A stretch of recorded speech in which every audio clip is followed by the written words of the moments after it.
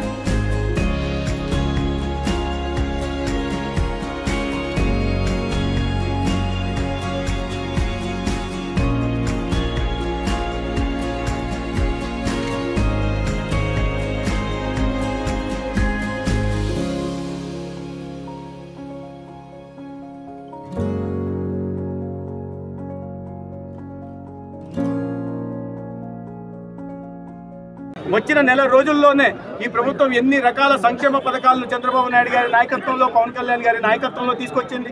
సామాజిక పెన్షన్లను పెంచింది. ప్రతి నెల 1వ తారీఖున ఇంటి వద్ద అందిస్తుంది. గ్రామాలకు ఆర్థిక సంఘం ద్వారా గ్రామాల పరిపుష్టికి 1500 కోట్లు ఇవ్వడం జరిగింది. అదేవిధంగా అభివృద్ధి విషయంలో కూడా చేనేతలకు కూడా ముఖ్యంగా జీఎస్టీ రద్దు చేయడం కానీ, లేదా 50,000 ఇంటి మీద అదనంగా ఇచ్చే నిర్ణయం కూడా తీసుకుంది. అభివృద్ధి మీద ప్రత్యేకంగా దృష్టి పెట్టి పోలవరంకి 12,500 కోట్లు కానీ, లేదా అమరావతికి 1,500 కోట్లు కానీ, లేదా విశాఖపట్నం విజయవాడకు మెట్రో రైల్ ప్రతిపాదన మంజూరు చేయించుకోవడం కానీ, లేదా అమరావతి చుట్టూ 190 కిలోమీటర్ల రింగ్ రోడ్డు నిర్మించడం కానీ, లేదా విజయవాడ నుంచి అమరావతికి మొత్తం కేంద్ర ప్రభుత్వం నిధులతోనే రైల్వే ప్రాజెక్టు మంజూరు చేయించుకోవడం కానీ, ఇతరత్ర అనేక అభివృద్ధి, ఒకవైపు సంక్షేమం దృష్టి పెడుతూ, ఒకవైపు పేదరికం మీద నిర్మూలన మీద దృష్టి పెడుతూ, మూడో వైపు పెద్ద ఎత్తున నిధులు తీసుకొచ్చి ఇక్కడ కూడా ఇండస్ట్రియల్ కారిడార్ ఓర్వకల్లు, కొప్పర్తి ద్వారా రాయలసీమ ప్రాంతానికి కూడా ఉద్యోగ ఉపాధి అవకాశాలు కల్పించి ఆర్థికాభివృద్ధికి తోడ్పడుతూ ఈ ప్రభుత్వం నిర్ణయాలు తీసుకుంటా ఉంది. ఈ ప్రభుత్వం తీసుకుంటున్న అనేక నిర్ణయాల్లో అన్నా క్యాంటీన్ను పునః ప్రారంభించడం కూడా చాలా సంతోషకరమైన విషయం. ఈ సందర్భంగా నేను చంద్రబాబు నాయుడు గారికి, ముఖ్యమంత్రి చంద్రబాబు నాయుడు గారికి, ఉప ముఖ్యమంత్రి పవన్ కళ్యాణ్ గారికి ప్రత్యేకంగా ధన్యవాదాలు ధర్మవరం నియోజకవర్గ పేదల తరఫున, ప్రజల తరఫున తెలియజేస్తున్నాను. ఈరోజు అన్నా క్యాంటీన్లు కానీ ఇవి తిరిగి ఓపెన్ చేయడం అనేది ఏదో జగన్ మీద తీసుకున్న ఒక పంతంతో తీసుకున్న నిర్ణయం అనేది కాదు. ప్రజల ఆకాంక్ష, ప్రజల కోరిక, ప్రజల గెలుపు ఈ అన్నా క్యాంటీన్ ఓపెనింగ్లోనే ఉంది రాష్ట్ర వ్యాప్తంగా అనే విషయాన్ని మనం తెలియజేసుకోవాలి. ఇది 2వ విడతలో ఇప్పుడు ఓపెన్ అవ్వడం జరిగింది. ఫస్ట్ విడతలో ఓపెన్ అయినప్పుడు కూడా షార్ట్ టైం ఉండడం వల్ల సత్యానందను కూడా మేము అడగడం జరిగింది.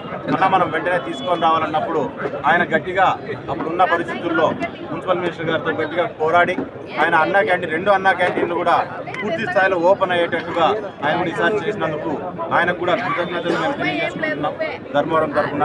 ఎందుకంటే ఇక్కడ నేను ఒకరినే కాదు, ప్రజలందరూ చాలామంది రోజు భోజనాలు పెట్టాలంటే ప్రతి ఒక్కరు ముందుకొచ్చి ఈరోజు మా పాప బర్త్డే, నా కొడుకు ఈరోజు పుట్టినరోజు, నా పెద్దల పేరు మా ఇంట్లో మా నాన్న పేరు మీద పెడుతున్నాము అండ్ మా పెళ్లి రోజు అంటూ ఇంట్లో శుభకార్యాలన్నీ ప్రజలందరితో కలిసి మేము జరుపుకుంటాము అనే రీతిలో ప్రజలందరూ బయటకు వచ్చారు. కాబట్టి ఈరోజు మీరు తీసుకున్న ఈ నిర్ణయం, మీరు చేసిన కష్టం, ఈరోజు ఈ 2 అన్నా క్యాంటీన్లు ఓపెన్ చేయడానికి మీరు పెట్టిన కృషి అనేది ఈరోజు ప్రజలకందరికీ ప్రజల కోసం అని చెప్పి మీరు చేసిన పనిగానే మేము భావిస్తున్నాము. ఖచ్చితంగా ఇటువంటి అనేకమైన మంచి కార్యక్రమాలు మీ చేతి ద్వారా ధర్మవరంలో జరగాలని చెప్పి కూడా మనస్ఫూర్తిగా ఆశిస్తున్నాం. మాజీ ముఖ్యమంత్రి, గత ముఖ్యమంత్రి పేద ప్రజల పొట్టన కొడుతూ విధ్వంసాలతో పరిపాలన మొదలుపెట్టి అన్నా క్యాంటీన్లు అన్నీ కూడా రాష్ట్ర వ్యాప్తంగా విధ్వంసం చేశారు.